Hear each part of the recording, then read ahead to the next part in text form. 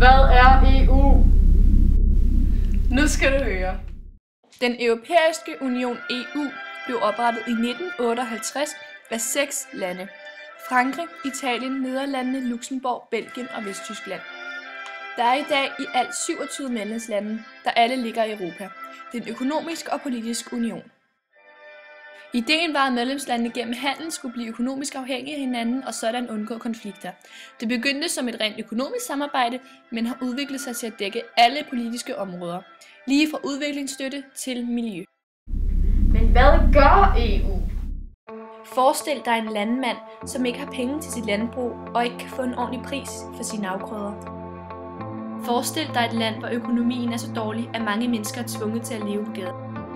Forestil dig, at der ikke bliver handlet over grænserne, fordi handlen er besværlig, og man ikke kan få det for sine varer, som de er værd. Forestil dig, at der ikke er penge nok til at forske i f.eks. sygdomme og medicin, så udviklingen inden for dette område går i stå. Men takket være EU. For landmandens støtte til sit landbrug.